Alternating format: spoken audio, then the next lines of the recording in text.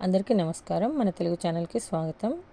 నేను మీకు తెలుగు ఈజీగా నేర్పించడానికి చిన్న ప్రయత్నం చేస్తున్నాను, చూడండి. గుణింతపు గుర్తులుంటాయి కదా, మనకి అచ్చులకి గుర్తులుంటాయి కదా 16. ఈ గుర్తులతోటి మనము గుణింతము ప్లస్ గుణింతంతో కొన్ని పదాలు నేర్చుకుందాం. మీకు చాలా ఈజీగా అర్థమయ్యేటట్టుగా దీంట్లో రాశాను నేను. ఆ తలకట్టు, ఇది కా. కాతోటి ఏమి వర్డ్స్ వస్తుంది? కమల, కన్ను, కలక, చాలా పదాలు వస్తాయి. ఇది పొట్టి లెటర్ అంటారు దీన్ని, కమల అని పిలవాలంతే. తర్వాత దీర్ఘం. దీర్ఘం అంటే పొడుగు లెటర్ కదా, కాకి దీర్ఘం ఇస్తే కా, కాకి, కాటుక, కానుక, ఇలా చదవాలి. ఇది కాకి, కాకి గుడి ఇస్తే కి. తర్వాత ఈ గుడి.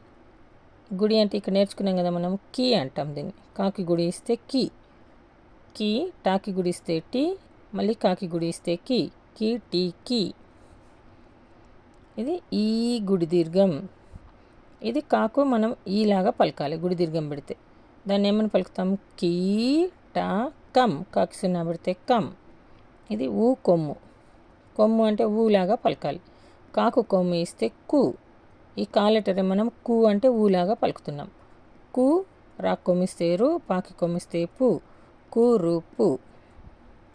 తర్వాత ఊ కొమ్ము దీర్ఘం. కాకు కొమ్ము దీర్ఘం ఇస్తే కు, కూర. రుత్వం. కాకు రుత్వం ఇస్తే కృ, కృప. రుతన దీర్ఘం. కాకు రుతన దీర్ఘం ఇస్తే కృ, రం. ఏ ఎత్వం. కాకి ఎత్వం ఇస్తే కే అవుతుంది, కెరటం. ఏ ఎత్తన దీర్ఘం. కాకి ఎత్తన దీర్ఘం ఇస్తే కే, కేతనం. ఐ ఐత్వం.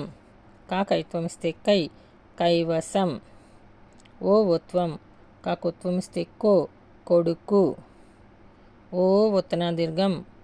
కాకు ఒత్తన దీర్ఘం ఇస్తే కో, డా లు. ఔ ఔత్వం. కాక ఔత్వం ఇస్తే కౌ, లాక్కొం ఇస్తే లు, కౌలు. అం సున్నా. కాకు సున్నా పెడితే కం, కంతోటి కంచం. అహ విసర్గ. కాకు 2 సున్నాలు పెడితే కహ. ఇప్పుడు గా లెటర్. గాతోటి గది. గాకు దీర్ఘం ఇస్తే గాతోటి గాడిద, గిలక, గీత.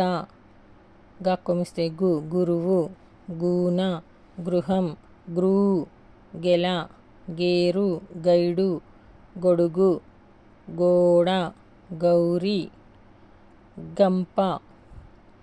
ఈ విధంగా మనము అన్ని లెటర్స్కి కూడా కా నుండి బండిరా వరకు ఇలా గుణింతపు గుర్తులు నేర్చుకోవాలి. ధన్యవాదాలు.